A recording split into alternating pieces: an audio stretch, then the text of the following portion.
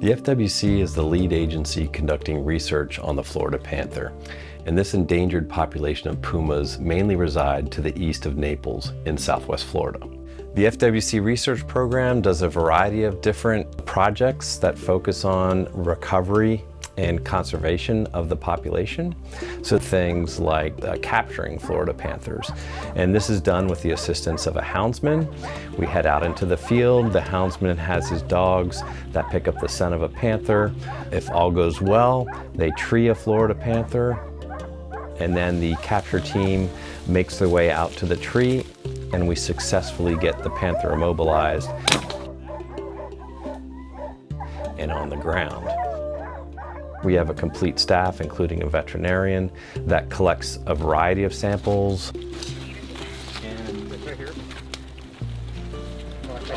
Digit 4 front left is sprayed. They get vaccinations, basically a clean bill of health.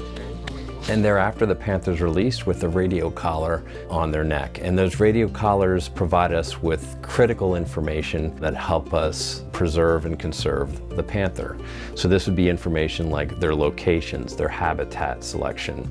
We can determine when a female gives birth. When that happens, our crew heads out and samples kittens in the dens. We monitor the female at the den, and when she leaves the den, a small crew heads in, locates the kittens. We then take samples from them, including genetic samples, body measurements like weight. They're given dewormer. And then we place a small pit tag underneath the skin, just like people put in their pets, to uniquely identify them. They're all then gently placed back in the den, and the crew slowly dissolves away from the den and leaves them back for their mom when she returns. Some of the key studies on Florida Panther Project would be monitoring of the genetic health of the population.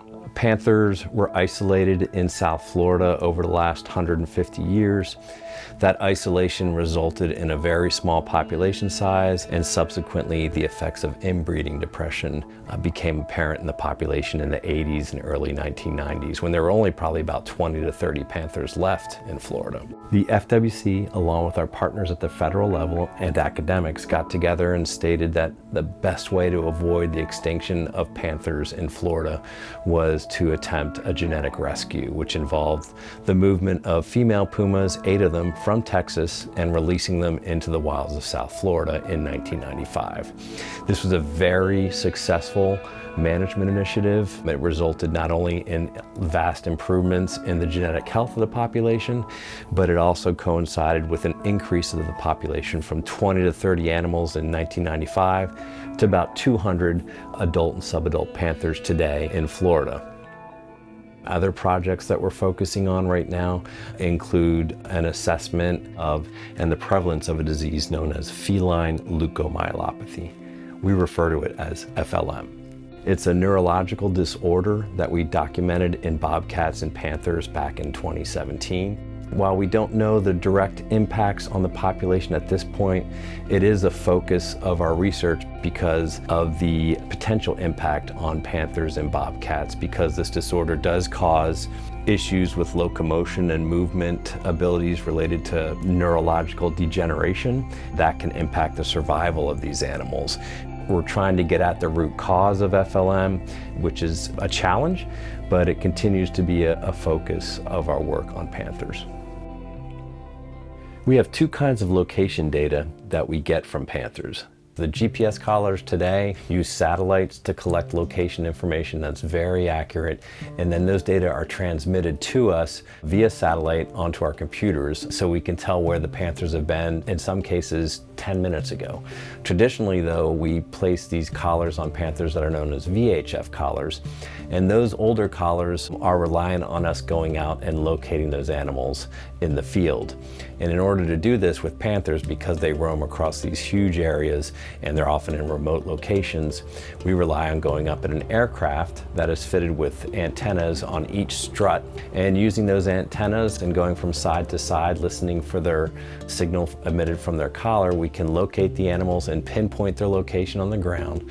And then those data from the flight are uploaded into our system that contains all location data collected on Florida panthers, and that can be used for a variety of different analyses that we do to help panther conservation. One of the big challenges for panthers is the continued natural expansion of the population out of South Florida and into Central Florida, areas where they historically roamed. It's especially critical that female panthers continue to disperse into Central Florida across the Caloosahatchee River. We want to try and promote that natural expansion of the population to the north. And one of the best ways to do this is via land acquisitions and working with private landowners to establish conservation easements. These areas can assist with completing the puzzle that comprises the Florida Wildlife Corridor, a conservation initiative that envisions an interconnected landscape from South Florida into Central Florida and beyond that will benefit all Florida wildlife and help preserve the state's natural heritage. Some of the main factors that impact recovery of Florida panthers include road mortalities. Road mortalities, or collisions of vehicles and panthers, is the #1 cause of death of the uncollared panthers that we recover. We have more and more people in Florida, and with more and more people come more roads. So every time they cross a road, there's an inherent risk with that. One of the ways we try to accommodate that challenge is to have wildlife underpasses in areas that we know are so-called hotspots of collisions of wildlife with vehicles. When those are placed in roadways along with fencing to kind of funnel them into the underpasses, we know that they can be very effective at preventing collisions with wildlife. One of the other challenges for panthers is ongoing habitat loss. And so as we lose these wild areas, it makes it harder to preserve habitat for panthers that, again, require these vast areas of wilderness to persist. People often ask us, what is the best way that I can help with panther conservation, with panther research and management? And really, for Floridians, the best way is to purchase these Protect the Panther license plates. Over 80% of the funds that we use are derived from those license plates, and we're very indebted to Floridians that have supported our research via the purchase of these plates. There's no doubt that today's world poses a lot of challenges to panthers. It's tough being a Florida panther, but panthers are tough.